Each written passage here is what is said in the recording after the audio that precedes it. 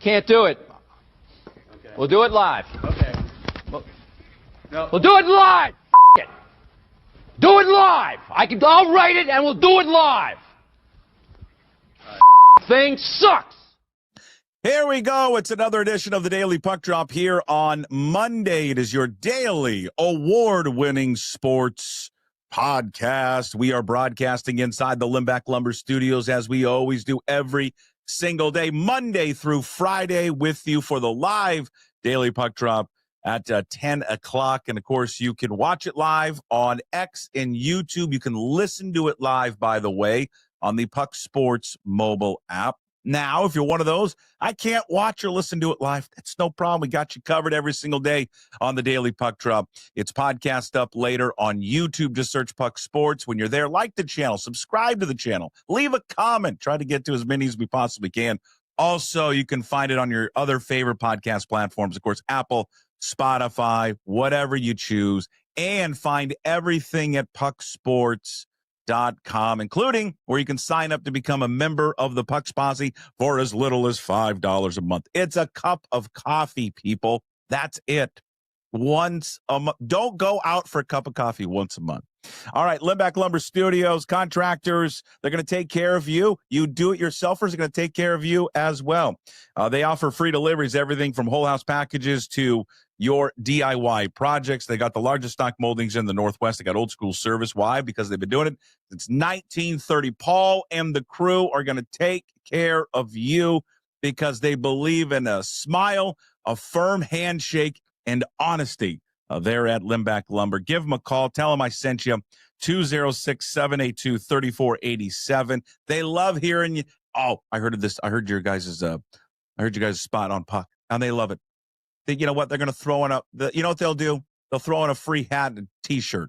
You go in there and tell them I sent you. Also, visit them at limbacklumber.com. You can visit me on all the social media platforms. It's Puck Sports everywhere except for TikTok. It's Puck_sports. Ladies and gentlemen, Monday, Wednesdays, and Fridays, we are graced with the one and only, the go-to guy, Jimmy Moore from Bend, Oregon. And he's brought to you by an army. I mean an army of advertisers, because that's why he's such a huge deal. You know what I'm wondering? I'm wondering why I always look so red on the podcast. My face always looks so red. I don't know if I'm embarrassed or what, but I'm really not that red, but it appears that I am. But I want to thank Brian Turner. I think it's drinking, but go ahead. It's not the drinking. God, I had one yesterday before noon. I could tell you about that if you want to hear about that. Well, that's save noon. It. No, save it. All save it for your therapist. Okay. Brian, save it for my Have you ever had a therapist? I have you not. Done it? I've thought about it, but I have not. You should try it sometime. Okay. It's helpful. It's probably better than booze. I've had couples therapy. I've had individual therapy. I've done it all, and I'm still a mess. But anyway, I think it's helpful. Okay, Brian Turner, you know about Brian Turner. He's coming down to put Christmas lights up at your house. Can't from wait. Bright Owl Lighting. I told the wife yesterday on our walk, hey, she's like, is the light guy coming this year? I said, Brian, Bright Owl Lighting? Brian Turner, who also owns Clean Streak? He's damn right he's coming down. He's coming down right after Thanksgiving, putting them up. Can't wait. Yeah. She's excited. She's more excited about that than our anniversary this week. I'll tell you that. You got your anniversary? How many years? Yes. I knew you were going to ask that. I knew. Yeah. 18. Congratulations. Thank you. Thank you very much. That's awesome. What are you going to do? You going out to dinner? I don't know what we're going to do. We might peel away for a little day trip. To Leavenworth. Day trip to Leavenworth? Yeah. Well, like a sleep. So usually it takes, 3 hours to get to Leavenworth from Ballard, though it takes 6 hours? Oh, yeah. Well, that's right. That's the common thing to when you travel, leave Ballard, you add 3 to 3.5 hours onto it.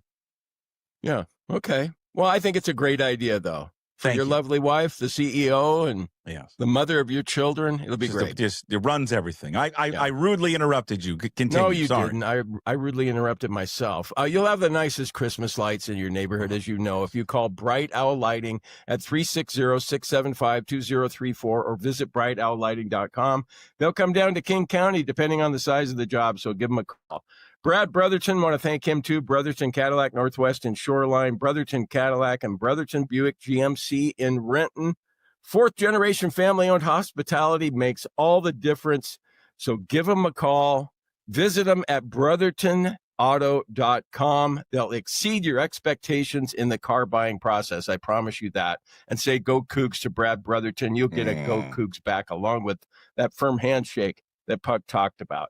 Matt Baker, say go Cougs to him too at the Angry Beaver in Greenwood. I know Puck went there to the Angry Beaver in Greenwood not too long ago. It's a great bar, great neighborhood bar, hockey bar, happy hour from 4 to 6. So check it out, the Angry Beaver in Greenwood. How about Sammy Darnold, huh? How about Sammy frickin' Darnold? Good God, he was on fire. That first half, Puck, I can't remember a better performance by a quarterback. I can't.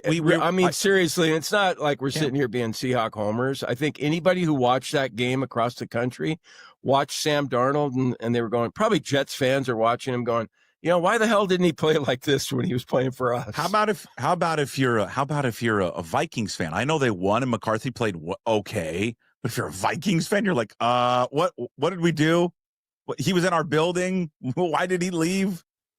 Well, I think, and of course, we look back and it's easy to say now, but it was easy to say then, I thought, because I thought, wait a minute, you're getting rid of a quarterback who was 14-3 in the regular season and 14-2 until they lost to the Lions. I know that those two games that didn't end well for Sam Darnold, and we're probably still going to have questions about him. I know Stephen A. Smith on that show that you really like, First Take, he has questions about Sam Darnold until didn't see it in the playoffs. Because who do they play in the last game of the year this year? Whoever it is, I think it's the Niners.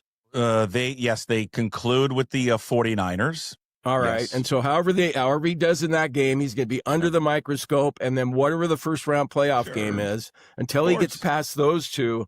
But when you watch him now, it's like, I'm sitting there thinking, geez, am I the same idiot that thought Jalen Milroe should have started so I could win my bet with Puck? Oh, I forgot that. Yes, you did a whole Jalen Milroe thing. Yeah, I thought. So you were kind of like Sam Darnold's okay, but he's not going to be the quarterback of the future. He's not a franchise quarterback. He's kind of a what do you call it? A timeshare holder guy.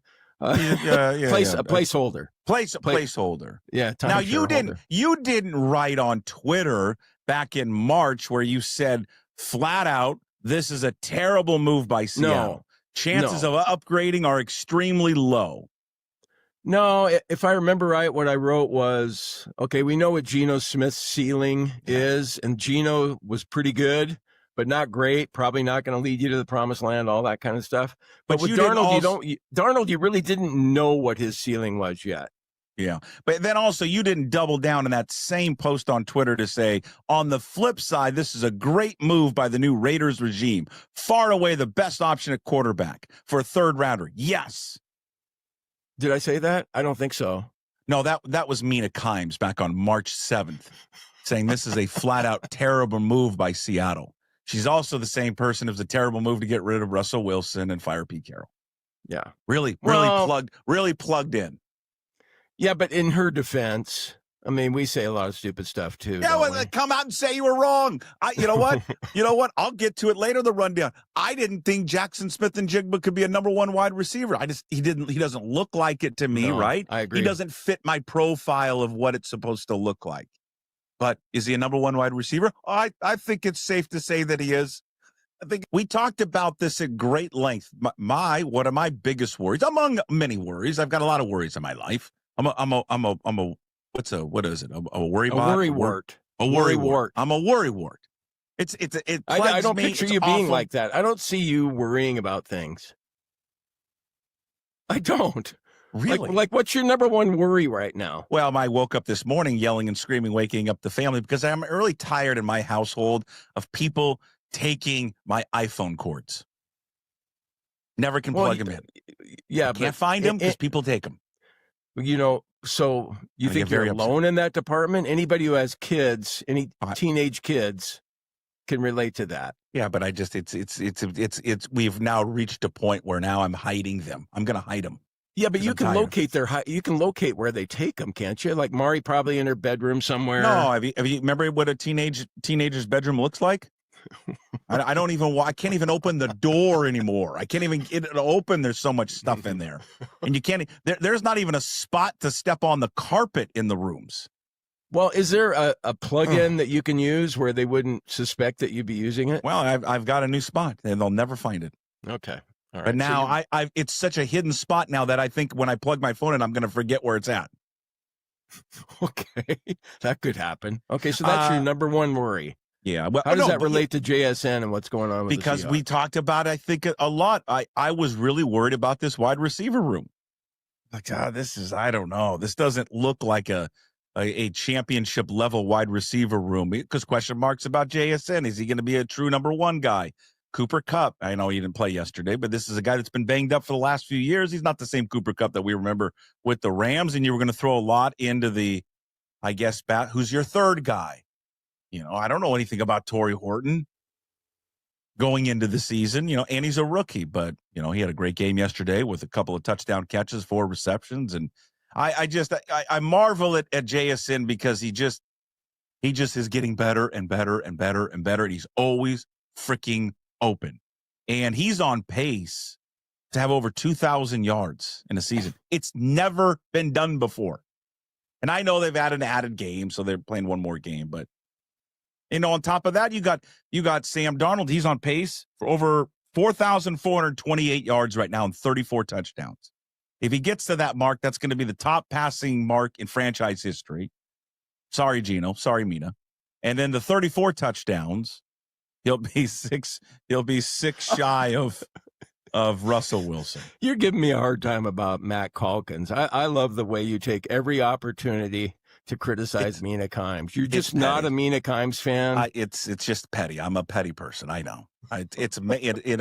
You don't like Mina. You don't think she deserves to be where she is. Not my cup of tea. No, I didn't say that. I didn't say that. Pitcher of tea, man. You don't like her at all. Not my cup of tea. But you know what? Yeah. I'm not many people's cup of tea. Are you kidding me? Jesus, if I could switch places with her in a second, I'm in. You think she makes a little more than you do? I think that when she looks at her Wells Fargo account, if she has Wells Fargo, she goes, "Oh, can't another overdraft protection." No, she doesn't say that. I always like seeing my Bank of America notices that, let me know that I'm under $100. And I remember back a month or two ago when I was fishing for a topic to write about, I thought this could be a year that the Mariners go to the World Series and the Seahawks go to the Super Bowl in the same year. And I thought, God, I know the Mariners have a shot, but the Seahawks is probably a little far-fetched. With Mike McDonald in his second year, maybe in the third or fourth year, they'll be able to do that. But it looks like now the Seahawks, you look at them and you're going, is there another team better than the Seahawks? Is there another team that could have beaten the Seahawks last night? And I would say no if they play like they did last night. And then you have a hard time. Puck, you have a hard time. You thought, okay, the defense should be pretty good. Mike McDonald, defensive specialist. He'll have all these blitzes and these different schemes. And, Hugh Millen can tell us how he draws all that shit up. I have no idea, but you look at the defense and you know that the defense is top notch, but now the offense might be better. The offense might be better than the defense. Well, and I still think with the offense, to me, which I like about it, because I still think there's some meat left on the bone, which is always one of my favorite phrases. I love that. Meat left on the bone. Yeah. God. Anyways, there is still, because they still have yet to kind of find their legs on running the ball consistently. And I think if and when they do that, watch out. It's not a huge if to think that they can get there. Oh, absolutely. I think you don't sit there and look at them and go, boy, you'll be a top 10 running team. You won't be grounding and pounding it, but you'll be effective enough. I haven't really been that big of a Ken Walker fan. I kind of like the idea of, north-south, Charbonnet being the guy. Sure. But when I watched Walker last night, I just thought, Jim, you're probably wrong about that too. God, Walker's fast. And everybody's like going, no shit, we've been watching him for a while. Well, he's fast. He runs hard. God, he's terrific. I can see why he's still the 1A guy to Charbonnet's 1B or whatever you want to call Charbonnet. They still are kind of the bottom, thirdish of the league in running the ball. They're only averaging 104 yards on the ground. I mean, that's not great. And I think they're still second to last, by the way, in yards per carry, 3.7. It would surprise, I think, many people to to think who's last, though. And I don't, so maybe I don't know if it means all that much, but maybe it does, maybe it doesn't. The Niners are dead last in yards per carry at 3.5. Yeah, McCaffrey? And you would never would think that, right? Ever. Yeah. Sam Darnold, it was just incredible. Not just so much that, 16 for 16 in the first half. It was comical. It was comical. And the thing about it was his receivers didn't have to really make difficult catches. He didn't throw any that were high or any that were low. They were all just like right there, perfect for you to catch. Nice spiral. And the guys who know football, he threw a dime here and a dime there. So Jim, it looked like a Friday walkthrough. It did. It was just, after a while, it was insane. Like. I didn't think Dixon would get on the field all night. No, it looked like that's what it looked like to me. It was a Friday walkthrough where you're throwing against no defense. That's how wide open these guys were. And it was chop block penalty. You're set back 15 yards. That's okay. Yeah, we'll still cross the yellow line. No problem with the way Sam's playing tonight. And we haven't even got to the defense. My God, they just were everywhere. It just didn't matter. It's just ferocious. Leonard Williams and Byron Murphy, and then these guys that they're just plugging in. My kid, the vampire, he just can't stop raving about Nick Eamon Ward. That guy's my favorite player. He's everywhere. Little Drake Thomas. God, Drake Thomas is my favorite player. I just undersized, the under-recruited, not drafted kid making plays everywhere. Well, they're going to rely more on him with Jones probably being out the next few weeks. Yeah, then Ty Okada, that interception, he's done a nice job of filling in for Julian Love. They just Okada not only making the catch, but getting both feet down. It's great. Just making plays everywhere. Devin Witherspoon, he had a great open field tackle on I don't know if it was Daniels or whoever, maybe it was Deebo Samuel, but it was great. Yeah, Ernest Jones, hopefully he's okay. The pressure on Daniels, you feel bad about what happened. And Dan Quinn, it's fair to question Dan Quinn. Why do you have your quarterback in there when you're down 31 in the fourth quarter? Coaching malpractice. He should have been out. I was screaming at the TV, like 2 minutes left in the third quarter. Get him out. Why is he in there? You're not going to win the game. Especially a guy that just came back from an injury. And his explanation afterwards, he wanted to just kind of play conservative and run the ball. He wasn't running the ball. He was running it. That is, if you and I were doing, the DC morning talk, I'd just be skewering him. I mean, not fireable offense, obviously, with Dan Quinn, but that one of the most egregious decisions in the NFL we've seen in a long time, to keep that guy in the game with the time, the situation, his injury history, by the way, not the biggest guy, and he's coming off an injury. What are you thinking?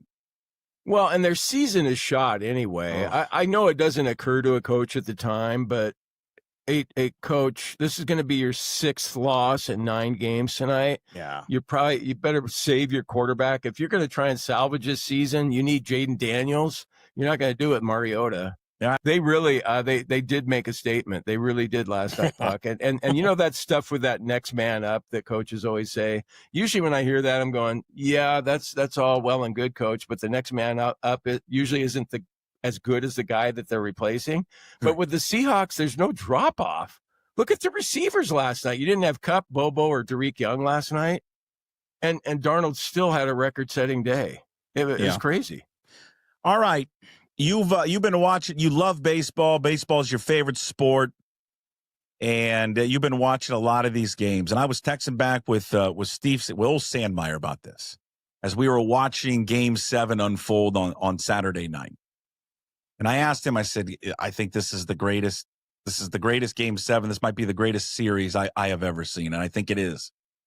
And he brought up a great one, and I'll get to it in just a second. For you, though. Where does that rank? That was just unbelievable theater on Saturday. Yeah, well, Puck, it's easy to get caught up in the moment, like you're saying, and the people always say, "Oh, well, recency bias." But prisoner of the moment. So what? I was born in 1957, and so I probably have been watching World Series since they used to wheel black and white TVs into the classroom. Because back in the 60s, every World Series game was during the day.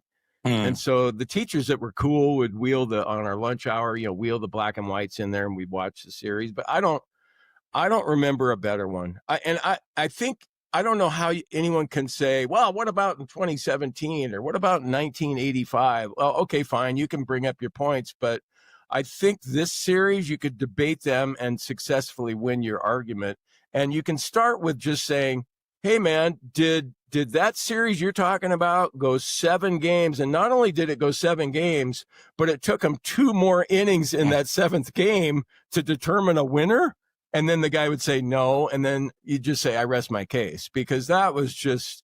And the other thing, I mean, you know how I bet on this stuff all the time. I bet on the Blue Jays. I should be disappointed that I lost, and I'm not personally, because I just thought, man, I've never seen anything like that.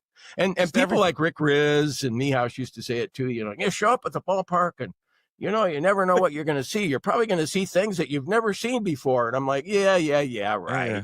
Well, that was the case in this World Series.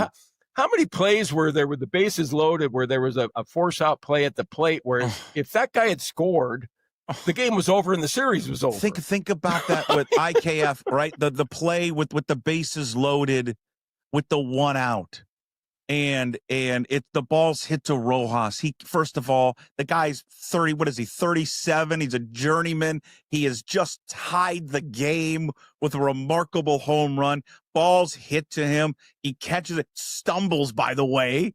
And you're like, oh my God, throw it home. And you go back and look at the still photos of it. I mean, it's like an inch away. And I believe others have said this on social media from IKF. If he doesn't slide and just runs through, I think he's safe. I think sliding is what's prevented him from being safe. He should have just ran through it. And then Will Smith's toe or like heel just kind of coming off. Did it come off the plate? No, it didn't. And no. His foot did come off, but when it went back on, he did beat the sliding.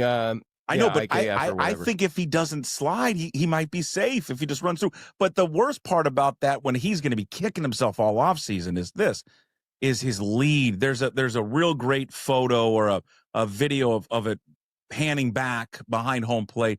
His secondary lead, Jim, he's like, I don't know, he's like 2 feet off third base. Like, what are you doing? His bases loaded. Like, what do you do? If the ball's hit in the infield, you got to go home. Like, why are you not taking a bigger force lead? Out at home, so you have to go. He's not going to pick you off at third. He's not throwing over there. It's not a see the ball through play. Jim, he should have been halfway down the line. Yeah. And he would have scored easily. And then you mentioned you never seen anything before. Pius's play, who's inserted into the game the play before. Dave Roberts gets killed by people about, he's out of touch. He doesn't know what he's doing. He makes an unbelievable defensive replacement. And, Kike Hernandez is going back. He's trying to make a Willie Mays catch. And Pius is like, no, you're not making this, buddy. And just shoulders him out of the way and grabs the ball. I've never seen that. I mean, that could have been a disaster. You could just tell that Hernandez, even though he was making a great effort, it was going to be a valiant effort where it was probably going to hit his glove and drop to the warning track, and then the Blue Jays would be celebrating. Yeah, it's the emotions just going back and forth, and it was really a game you didn't want to see end. And it was just, and then Will Smith, it just had everything. There was just so many.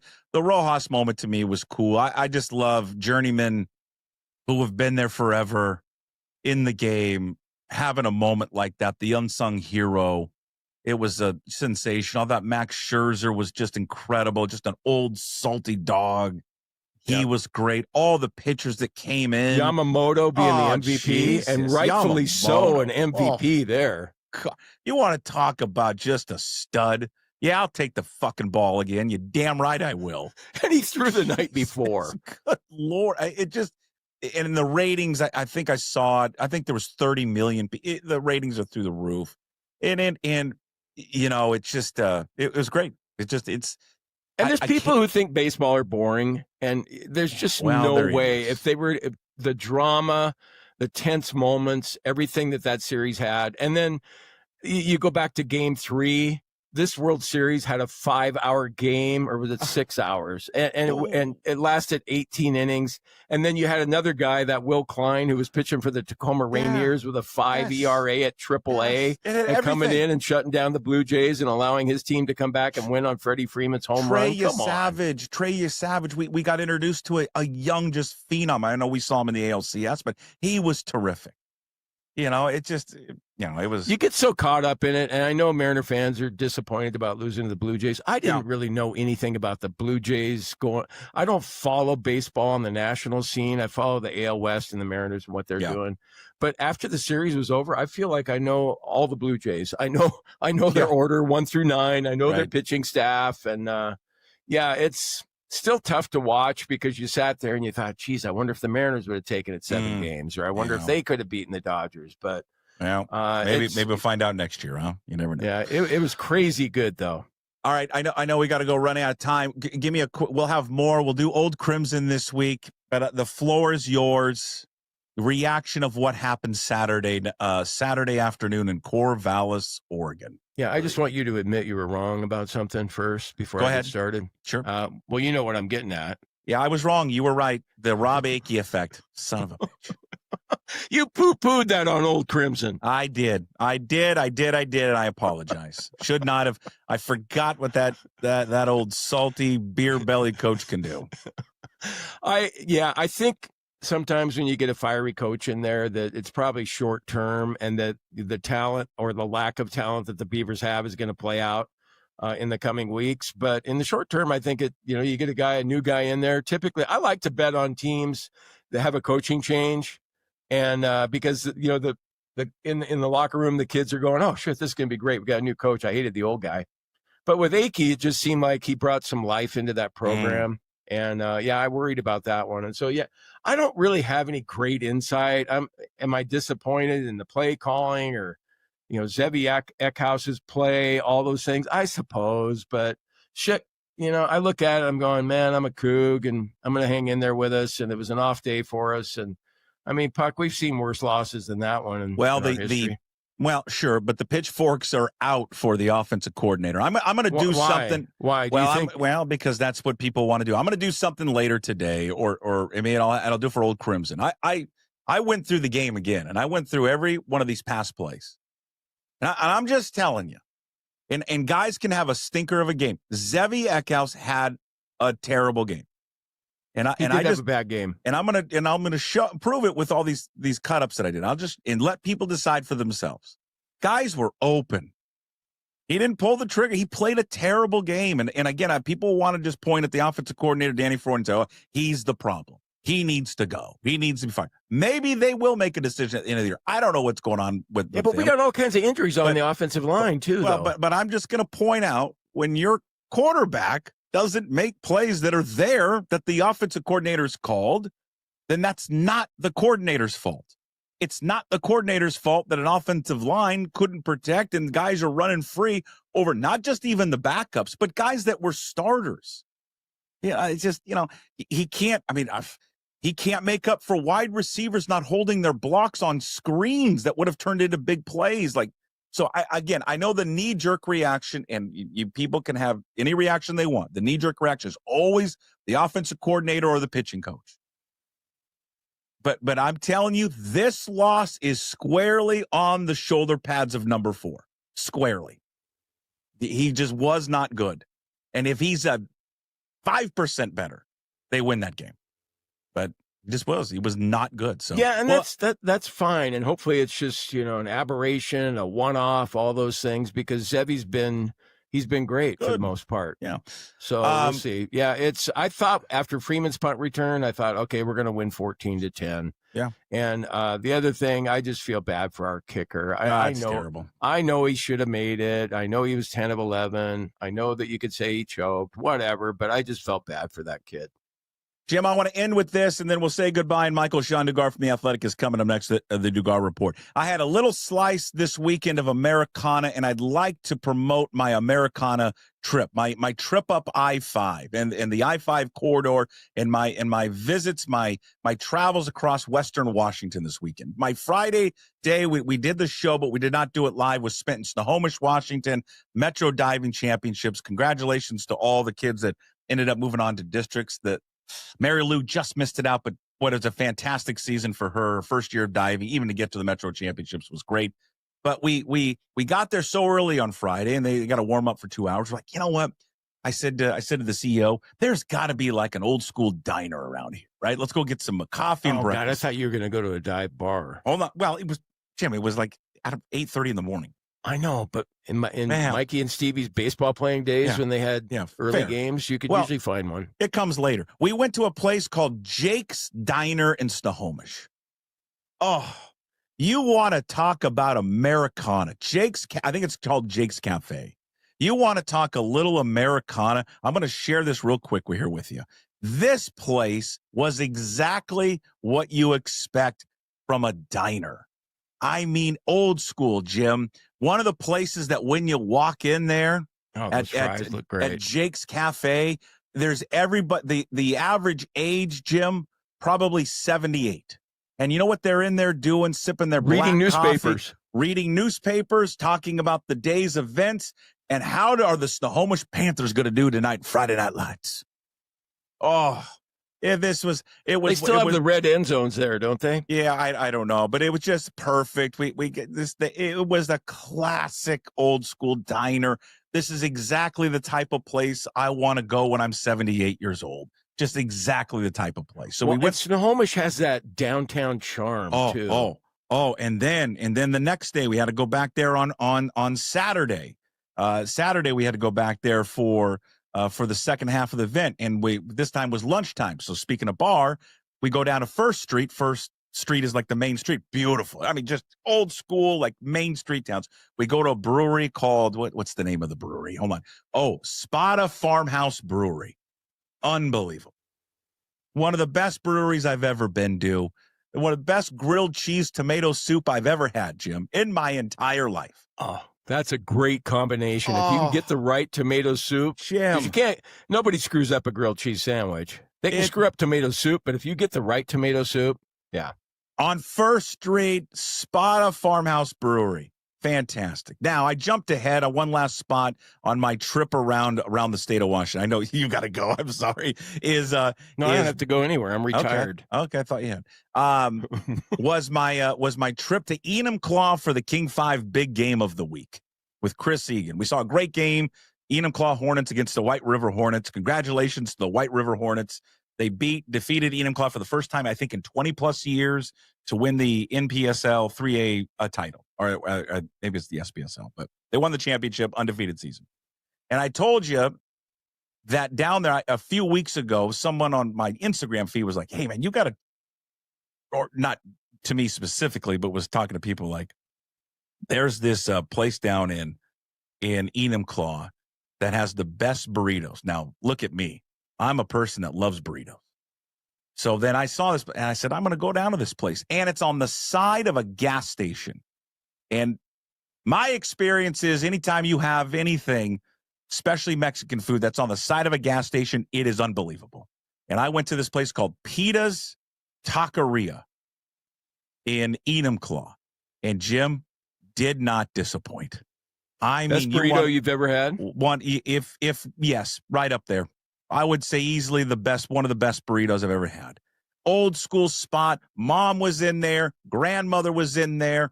Aunt was in there. Daughter was in there. It just a family atmosphere. It was great. The burrito, I think, was a good 1.5 feet. Unbelievable. I heard you paid for Egan's too. Did not pay for Egan's. I thought you did. I was gonna, but Egan was like, I don't want one. He was hard at work doing something else. I don't know. Right. But it was, if you find yourself in Enumclaw, Pita's Taqueria. It's a Chevron gas Is it right station. downtown? Yeah, I don't know exactly where it is downtown. I actually pull the address up there for you. It's on 1547 McHugh Avenue in Enumclaw. So not quite like downtown, But downtown Enumclaw is nice too, isn't it? Yeah, I had a great time. I went to 2 just, outposts, the Homish and Enumclaw, time of my life. And I'm telling you, Enumclaw, a guy that, like me, who loves Friday night football, man, that's what it's all about. The whole town was there. Enumclaw has season ticket holders. $126 Plus, it was for pouring season down tickets. rain, wasn't it? Oh, it was dumping. It was dumping. It was wet. But it was just everything that I love about high school sports in a nutshell there at Enumclaw, between Enumclaw and White River.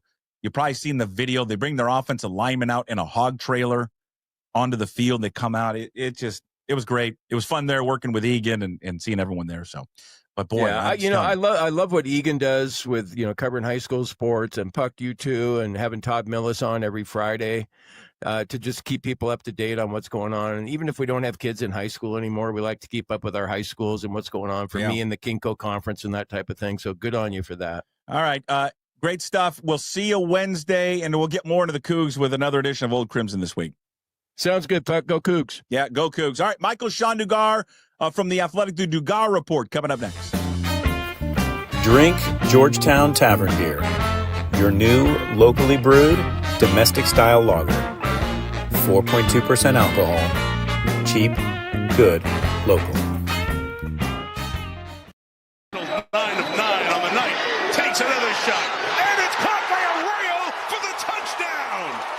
Elijah Arroyo with his first NFL touchdown. Washington rushing 5. Darnold taking a shot downfield. Open again is Horton for a touchdown. The rookie has 2.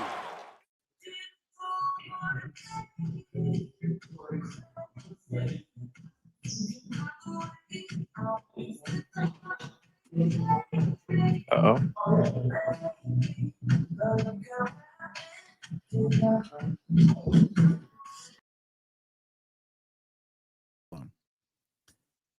Hold on. We're going to have to get a hold of Mike here in a second. Mike, hey, Mike, can you hear me okay there? Yeah, I'm good. I can hear you.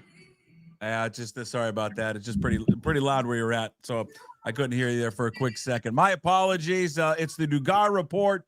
Michael-Shawn Dugar from The Athletic, host of the Seahawks Man-to-Man podcast, author of the franchise, who is with us every single week talking Seahawks football. It's all brought to you by Georgetown Brewery, of course, makers of Manny's Pale Ale, Bodie's Offer, Rogers Pilsner, and Tavern Beer. Tasting Room Beer Garden open daily from 10 a.m. to 8 p.m. Visit GeorgetownBeer.com. All right, let's start first here with the performance there from Sam Darnold.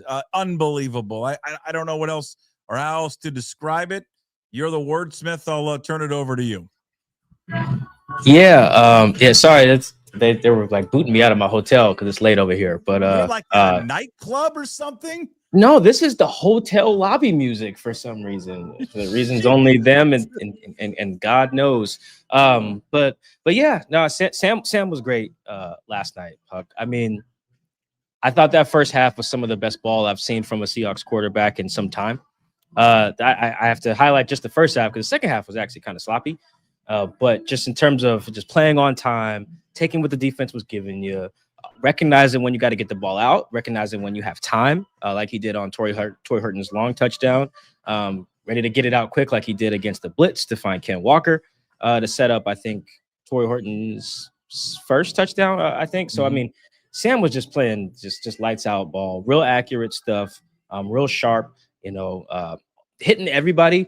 And Puck, the way they were running the routes and catching the rock yesterday is why I'm not really someone who's big on like a trade deadline move for a pass catcher. Like, I don't think they need like to go get like Rashid Shaheed from New Orleans. I was like, you got. It's like when you tell your kids you don't need to go to McDonald's because you got food at the house. It's like, yeah, man, we got food at home. We don't need to stop. Like, we got Torrey Horton at the house. We don't need Shaheed. And I felt that going in, and it just validated that. Same thing with Cody White. I mean, look at Cody White versus the other guys just on the Commanders. He'd have been the best guy on the Commanders last night, Cody. And that was his first time catching a touchdown. He's been in the league since 2020. Yeah, he was. I just think, to me, I was talking earlier, Jim and I were talking, and it just felt, it's not even 7-on-7. It was like the Friday walkthrough against no defense. That's what it felt like. Like, hardly anything was ever contested on the passes and catches, Mike. These guys were wide open. Wide open, and I'm writing a story about this tomorrow. He was pressured. Sam dropped back 24 times. He was pressured 3 times on those 24 dropbacks. That's according to True Media, which has like an agreement with PFF. So I'm trusting those numbers. I'm cross-referencing them now. And like one of those pressures is the blitz that I talked about that he can walk around. And so it's not like the O-line just stunk. They were just comfortable letting them blitz more guys than they were willing to protect, because they were like, well, instead of having Ken Walker pick up Von Miller in the B gap, why don't we just have Ken Walker run a route and he'll be wide open? You know, that's good scheming, I would say. So, and I think one of the other pressures was the touchdown to Torrey, the first one, and then one of the other pressures ended up being like the shovel pass to Zach Charbonnet that went for like 20 yards. So other than that, you know, you're not really looking at that was a great O-line game, great planning by Sam, great scheming by Clint. I mean, yeah, that looked pretty easy. I mean, some of the catches were hard.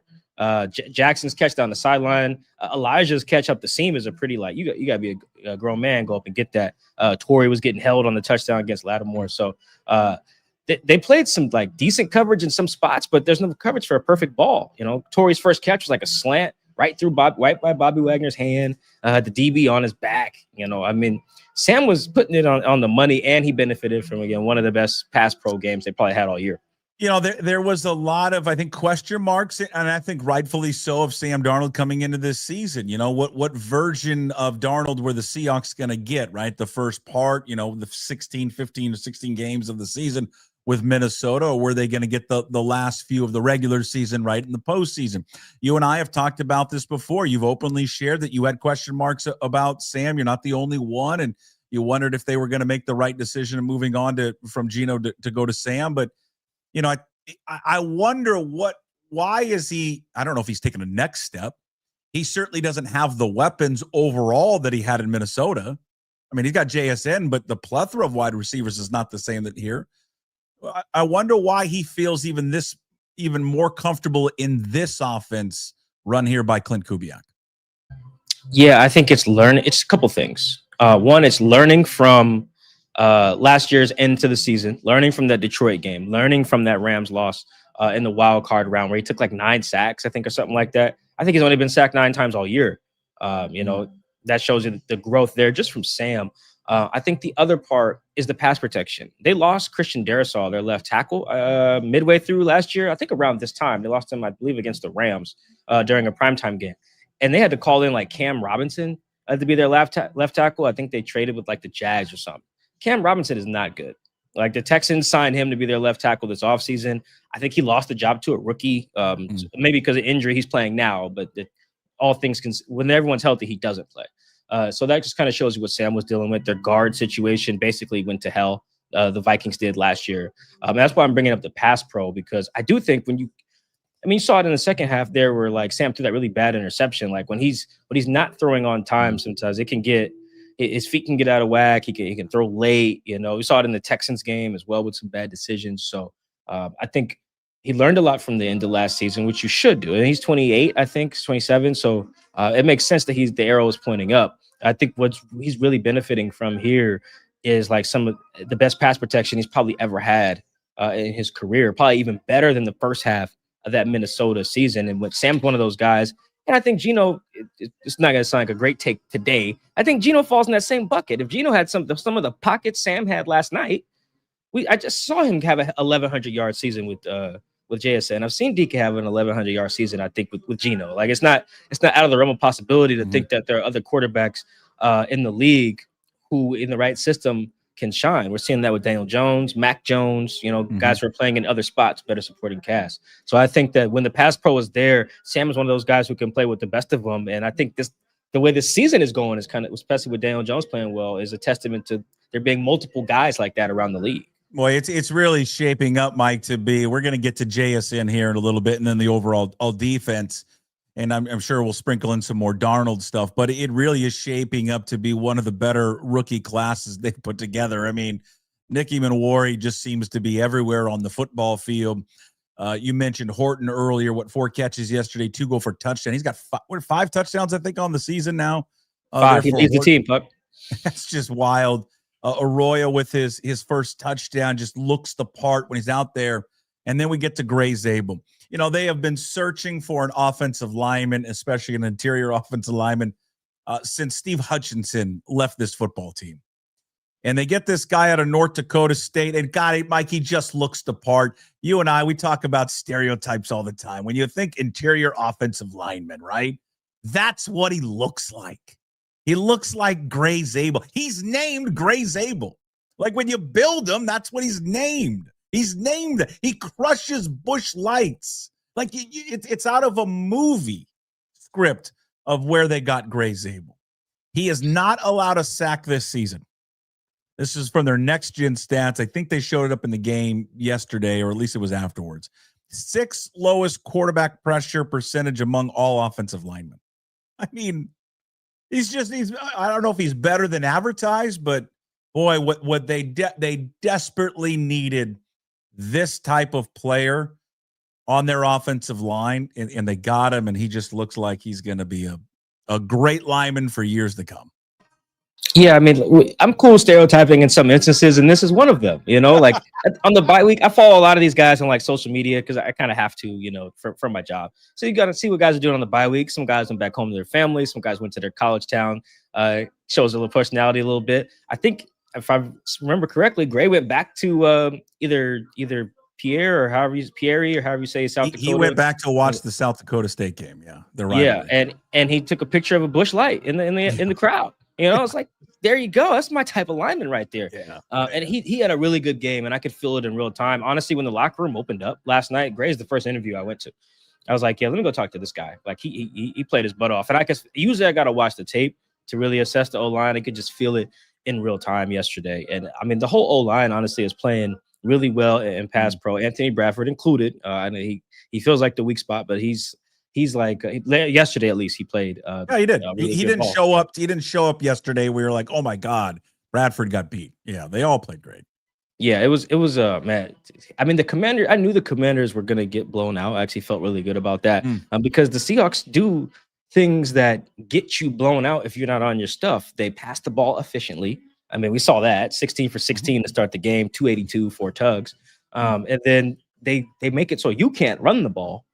And then their secondary is really sticky in coverage. Like it can get out of hand very quickly when you have that recipe. Whereas teams that run the ball really well, sometimes it takes a little bit, soften it up. And it really, like some teams with Derrick Henry on them, you see this where it could be close. And next thing you know, Derrick's got like 3 20-yard runs in the 4th, you know, and next thing you know, you're down 21. If you can just throw it efficiently early, you can get cooked real quick. And I expected that. And that's why I'm really high on the Seahawks team right now. Yeah, and speaking of that defense, I mean, I've brought this up before. You know, how good are they? I don't truly know. I don't even know if they truly know how good they are. All they know is they just keep.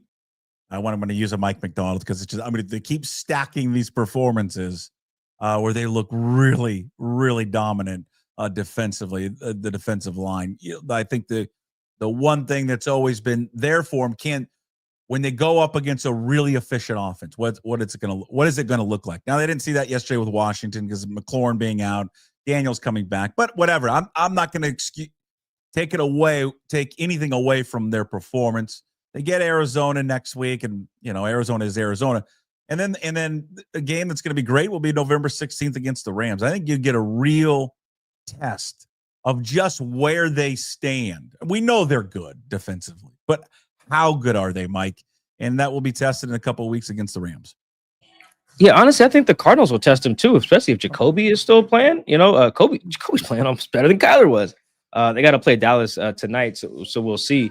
And I think that Arizona offense will start to come around a little bit. I think their OC is actually a good guy, so I think they're going to get a couple of good tests here. And every division game is going to be tough, to be honest. But like the way it looks with these guys, like when teams get stuff, they got to earn it. You know, they have to break multiple tackles to get explosives. It's not a bunch of guys just running free through gaps. You know, there's not a lot of explosive pass plays at all. The pressure's coming from everywhere. All their DBs can catch, you know, which is a huge problem for the opponent. Everybody's a blitzer. Everybody's a coverage guy. I mean, it's really impressive what they're doing right now. And it's not just beating up on bad teams. Like they're making teams have to do the thing they're not good at. They're taking away first reads. They're taking away your core run concepts. They're knocking back your offensive line. It really is. And they're doing it no matter what. Puck, this defense may never be whole, in terms of everyone healthy. Julian Love's on IR. Josh Jobe didn't make it through the first half. Ernest Jones didn't make it through the first half. And it didn't matter. And even when they get guys back, the chances are some guys are going to be hurt again. Like, they may never have the intended unit.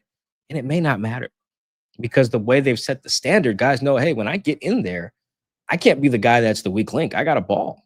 Tyrese Knight showed that last night as well when he popped in there for EJ. So I think that's the work that the coaching staff is doing to maintain this level of play when they have time to prepare. I think because the Bucks game can show you, guy goes down in real time, they can be screwed. But when they know that guys are going to be out and can prepare them accordingly, I think that's really impressive, perhaps more impressive than what we saw in some of those Legion of Boom years, where if a guy was out, even when they had time to prepare, it looked ugly. I'm thinking of that Cam Chancellor lockout time, or when Earl broke his leg in 2016. Like, the drop off was stark, and that the drop off isn't like that. Really, maybe with the exception of them when they don't have DeMarcus Lawrence up front. All right, you brought up the linebackers. Let's get to Ernest Jones. We know what Mike McDonald said after the game. You and I were texting earlier today. I'm going to find the clip, because there's a play in the second half. Because I asked you, hey, what was he on the sideline? Because I swore I saw him on the sideline, and you said, yeah, he was on the sideline. And he was there like a blue hoodie or something. Yeah. And I saw him jumping up and down to where I was like, wait a minute, if he's jumping up and down celebrating, he was after a big play. I can't remember what it was. I'm like, the knee must be okay. What was your general feel coming out of hearing McDonald and maybe being in the locker room of how long he could potentially be out for? Yeah, I think if I remember correctly, it was Leo chasing down Jaden maybe on that 4th and long. I think that's the play he might have been excited. Everyone was excited about that. Yeah. You got 300-pound lineman chasing down Jaden Daniels on 4th down. Jaden was pissed. He got tracked down too, slammed the ball. Like, I usually don't see him that upset. So I thought that was good. The fact that he was able to jog to the locker room to get evaluated was good. I usually skip Mike McDonald's post-game press conferences for time purposes. I was in there last night. First question after his opening, hey, what's up with Ernest? It's like, we waste no time here. And he said it's not of the season-ending nature, at least as far as he knows, which is good. We still need to know what it is, because Ernest, a big part of why he's playing well now is because for 2 years he was playing with a bad knee, super swollen, and they just couldn't figure out why. He had it, basically drained this offseason. And if it's the same knee, I might be a little concerned. I don't know yet. But we'll see. And I just want to know what's wrong with it. Is it a contusion? Is it some type of sprain? Like, what's going on there? Because he can feel adrenaline's a hell of a thing. You can feel fine. I watched Spoon play every snap against the Cardinals, and then I saw him with a big wrap on his knee, and then he missed like the next 3 games. So he may have felt fine on Sunday night, but who knows? But I think as long as he's not out for the year, John doesn't necessarily need to hop on the phone and make a call, because I think he should have been ready to do that. Like, I think you call Miami and say, hey, can we get JB back? Maybe you get DeMario from the Saints or something. If Ernest had to go on IR or something like that. But if he can avoid IR, I think you can survive. We'll see. But I think that's like great news from Mike McDonald as far as we know now, unless something changes. But I think EJ is very important to what they do mentally and emotionally, physically, all that stuff. So the fact that he didn't smoke his ACL in a game like that, or his MCL or something, I think that's great news. It didn't look good. I mean, on the replay, which I think many people have seen, it didn't look good. The way that the player went into his leg, and you're like, oh God, not here, please, not. The game is going so great. We don't need an injury. What if you were covering Washington? What would your first question be to Dan Quinn? I think it was the first question. Excuse me, Michael-Shawn Dugar, The Athletic. Why are you keeping your franchise quarterback in a game when you're down by 31? I mean, I just coaching. I mentioned earlier, it's just coaching malpractice. Terrible. Or if you're up 31, I don't know why Sam started the fourth quarter. Same thing. Point. Good point. I think both coaches were playing with fire, and ultimately Washington sadly got burned. I think both coaches were tripping. The fourth quarter, there was nobody in the building anymore, and it was almost equal Seahawks fans and Commanders fans by the start of the fourth. But I think both coaches should have pulled their guys for the same reason. We got to protect these guys because something goes down, something happens, we're screwed, right? And now the Commanders are probably screwed regardless, but now they're really screwed. And it was just one of those avoidable things. Like, why is Jaden in the game? Why are you throwing? Why are you calling plays where he could scramble? I think DQ said last night that's not a design like quarterback run. It's like, it doesn't matter, DQ. Jaden runs. That's what he does. Any play you call where he can possibly run, he's going to take the opportunity if it's there. He was doing that all day. So I don't know. Exactly. So I didn't like that DQ threw that in there. It's like, oh yeah, it's kind of like that's the way the ball bounced. Unfortunately, no, it wasn't. You made the ball bounce that way. Now your quarterback's arm went the wrong way on national TV. Thankfully, it's his elbow on his non-throwing hand, which I mean, all things considered, is maybe best case scenario, I guess, for them. But I've been grilling DQ. I've been grilling their DC. Like their GM is putting a really bad defense out there. Yeah, there's a lot of people. I didn't listen to like any local radio here yet or anything, or read the columns, but I imagine DQ is getting slammed. He's earned that, and their GM too. Puck, that defense is bad. It's bad defense out there. They traded a bunch of picks for Marshawn Lattimore, and he's like one of their worst guys. He's getting barbecued by rookies. Hey, come on, man. You and I have discussed this many times, and about, at least I think we shared the same concern. You probably maybe not as concerned as I was about going into the season about this wide receiver room. And I was on record of I would have loved to have kept DK. I understand what the things that can aggravate a lot of fans about what he does, but I always like, God, you just don't get one of these guys very often, a DK Metcalf. And I thought, I don't know about JSN. He just doesn't seem like the number one wide receiver, like that prototypical guy, what he looks like. Well, I think safe to say wrong about that one. All he has done is to play not like a number one wide receiver, but Michael, as the best wide receiver in the NFL. I mean, he's on pace now for over 2,000 yards, which has never been done in the history of the league. And I wonder if and I'm not saying that there was an issue with DK Metcalf and him, but when you lose a personality like that in that room, then you've got to become that guy. And it seems like he's become that guy, and that move has like helped him and freed him up even more. And I think we're seeing it on the field. Yeah, there's just something to be said. Like he's a respectful young player, so when you got veterans in the room who have done things and are established leaders, you shut your mouth and do your job. Ernest was telling me he did the same thing. He was like, Mike, my rookie year, Aaron Donald's a leader. So I showed up, shut up, and listened. We won the Super Bowl. The next year, we signed Bobby, a Hall of Famer. So I was shutting up and I was listening. And then when it was my time to lead, I stepped in and I knew how to be a leader, right? Jackson, the same thing. You're not going to come in when they got DK and Tyler Lockett and act like you run the place. You're going to shut your mouth as a rook and listen. Same thing in year two. You're going to shut up. New scheme, new play caller, new coach, actually, in the second year. And you're going to listen. Right? And now it's like, okay, it's my time now, and I think that takes it's a growth process that Jackson's just kind of used to from high school, from college. He played with great players at Ohio State as well. And Jackson's just been nice his whole life. I when I watch him, I was telling people this last night. My first time ever watching Jackson Smith-Njigba play football, he had 347 yards in the Rose Bowl. In the Rose Bowl, he's getting like 3 touchdowns or something too, including the game winner, I think. So that just stays in my mind. And I'm like, if that guy believed he could do that, of course he's going to believe he can break Calvin Johnson's record. Because why wouldn't he believe that, Puck? It's never been done. He's probably like, well, I'll just go do it. I've been nice. He's one of the best high school receivers in the state of Texas history in Texas. And now I think he's the single season all-time leader at Ohio State.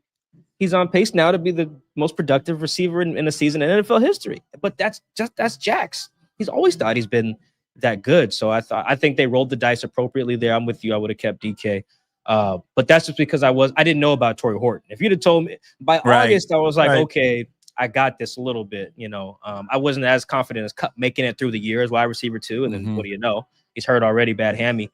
But by August, I had seen enough Torrey Horton reps against that secondary, I was like, okay, you can get open against Spoon, you can get open against anybody, and that's held true. All right. Tomorrow is the NFL trade deadline. There have been just reports all over the place, including from our guy Garofolo, who was with us on Thursday, that, listen, they're fielding offers. They've heard from people about Woolen, but at this point, nothing is imminent, and it's quiet. They're looking to maybe keep Woolen if they can. And there's other reports this weekend that, hey, Woolen's available, Maffei's available, or at least teams have called. And that Seattle may be very aggressive coming to the deadline tomorrow. And so here we are with it 24 hours or so, more than 24 hours away. What do you think Seattle is going to do? What are the rumblings coming out of that organization right now? Yeah, I think that and Diana Rossini, my colleague at the Athletic Report, they're exploring O-line upgrades, which makes sense. Some other teams are probably going to outbid them that are trying to stay alive. A lot of teams need O-line stuff. The Chargers are one of those teams. Their guys are dropping like flies over there. I think the Falcons lost both of their guards yesterday, and that lost to the Patriots. So I think the Seahawks are going to get outbid if they even are that aggressive. Like in terms of O-line, like interior, I think they'll get outbid. There's just more teams who have more urgent needs. Like Anthony Bradford's not killing you, so it's not really I don't think you got to rush to replace him. I think that Puck in a perfect world with all their corners healthy, they'd be fine trading Reek. I do. I actually do believe that. They just can't. Guys keep dropping like flies. They just can't keep all their corners healthy. Otherwise, I think they would be okay with trading him, maybe getting another corner back who's got more time. Or who's got more years left on his contract or something like that, keeping Darion Kendrick active every week, calling up Shaquille Griffin. Like, I think they'd be fine, but they just can't because guys keep going down every week, and Reek's a good player. And I think it's a weird situation for Seattle because, man, they could probably get a good price with how bad teams need corners. Baltimore needs corners. The Eagles just traded for a corner. The Colts need corners bad. The Colts are one bad pregame warm-up session, Puck, from playing me and you out there at corner. Like they need some help. You don't want to see me backpedal. Detroit needs help at corner. They had some guys I never heard of trying to guard Justin Jefferson last night. So I mean, I don't think they'll do something for that reason, especially because they're Josh Jobs in the concussion protocol.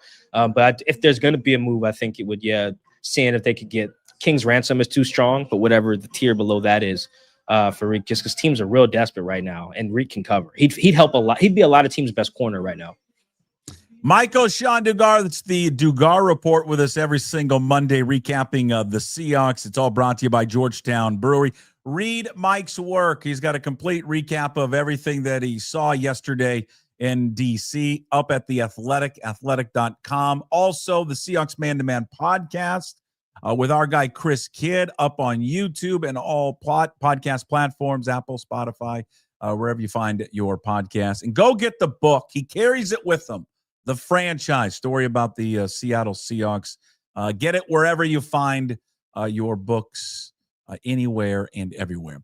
All right, safe travels to you. Thank the DJ in the hotel lobby. Great. Yeah, no, I gotta ask him about this. This is I've never heard. Usually, it's like some small, quiet, subtle, smooth jazz or something like that. This is full on, like a country concert at Lumen. I can't. Thankfully, I got this expensive microphone. Hopefully, that's helpful. Good for you. All right, a little bit, but yeah. Safe travels. With a deep, heavy sigh, I say, "Go Cougs." Hey, we'll bounce back. Go Cougs. Deep, heavy sigh. Deep, heavy sigh. Oh my goodness! All right, Buck. I'll talk to you. All right, there he is, Michael-Shawn Dugar from The Athletic. Again, the Dugar Report, in case you miss any of it, will be up later on the podcast, up on YouTube. Search Puck Sports, the Daily Puck Drop, also on your favorite podcast platforms like Apple and Spotify, and of course, up at pucksports.com. We wrap up Monday's show with Hey, What the Puck, brought to you by Restoration One of North Seattle. It is your restoration company that lets you avoid the stress of water, fire, and mold damage with their property restoration services. Locally owned and operated. Make them your first call when damages affect your residential or commercial property. 206-817-8917, or visit them online at restoration1.com, the North Seattle franchise. There's I've got like four things I wanted to wrap up today's show with, and I don't know which one to go with. I think do I wrap up with the Cougs? We did a little bit with Jim. I'm gonna have more on that later today, and with Old Crimson when we tape it tomorrow. Again, it's always everyone's favorite game to want to fire the offensive coordinator. I'm just gonna present clips and videos, and people can determine for themselves. The quarterback did not have a good game, but there were opportunities to make plays that he simply just didn't pull the trigger, didn't see guys, and it happens. He had a bad game. He had a really, really, really bad game. And I think the overreaction to that is a bit much. So we can go down that road. Game 7 of the World. I'm just going to do them all. Game 7 of the World Series just was phenomenal. The theater, the defense, just everything, the plays, the hitting, the pitching, it just had it all. It had it all, and it makes that sport so unbelievable.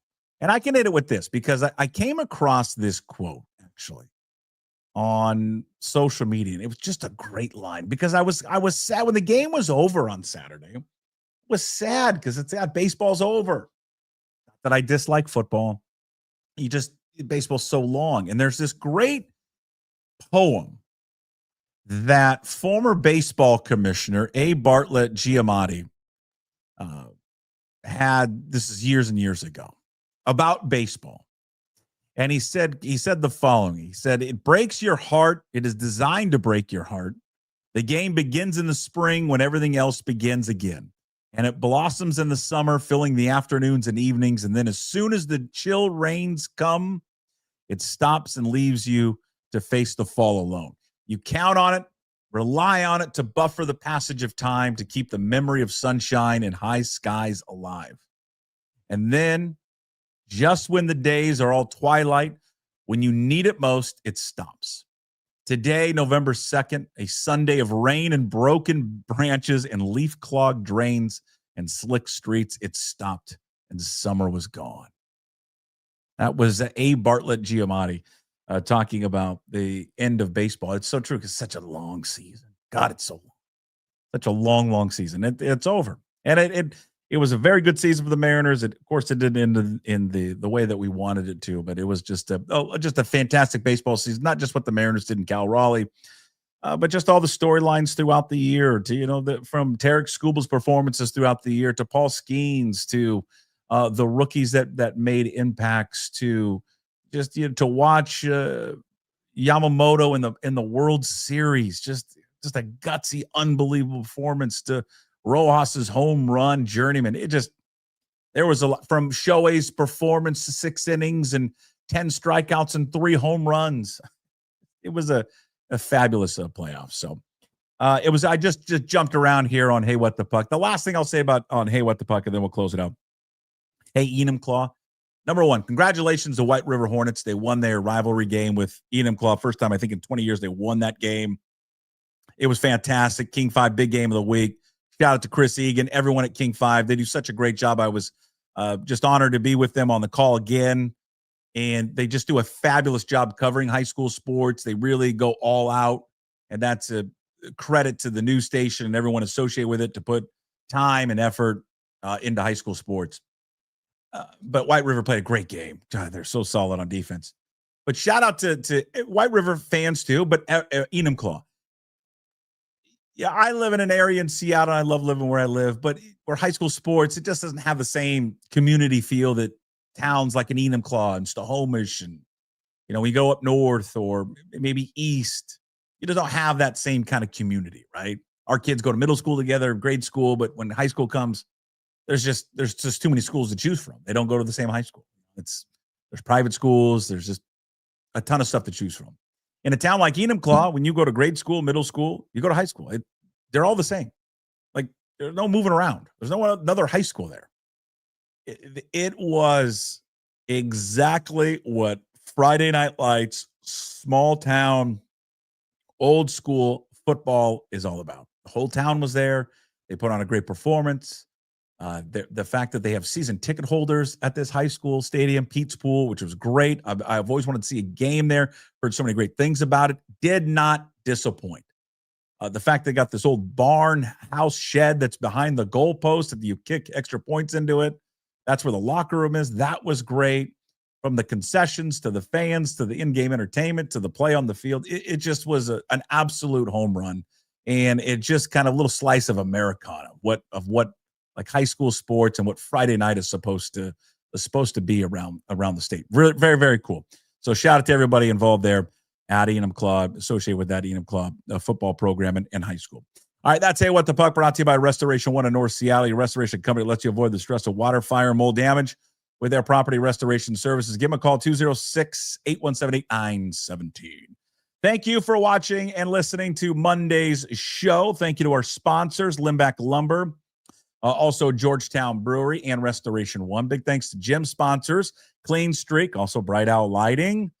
Get your Christmas lights there, Bright Owl Lighting. Brotherton Cadillac and the Angry Beaver. Today's Daily Puck Drop up on YouTube. Please like the channel, subscribe to it, pass it along to family and friends. Leave a comment. We'll try to get to as many as we can. Also, find the Daily Puck Drop on your podcast platforms. Apple and Spotify are the best. And, of course, you can find everything up at pucksports.com, including signing up to become a Pucks Posse member. Your membership supports all the free daily content we do. Plus, we give you bonus shows every single week. Check out everything up at pucksports.com. $5 a month. That's it. Cup of coffee. That's it. Not at Jake's Cafe, Diner in Snohomish. It's a little cheaper up there. Shout out to Jake's. All right, we'll see you tomorrow's show there on a Tuesday. Of course, no more baseball, so we'll have John Canzano on tomorrow. In addition, we've got Danny Kelly of The Ringer. We'll talk football with Danny, some trade deadline stuff. Canzano, a lot of college football to cover there with John, including Wazoo's miserable offensive performance against the Bees. All right, we'll cover it tomorrow. We'll see you tomorrow. As always, promise to be better. No shoes, no ties. Would anybody like to smoke some pot? Yeah. I was born to lick your face. I was born to rub you, but you were born to rub me first. What do you need my address for? We like to send out a mailer. Mother of mercy, I don't speak Japanese!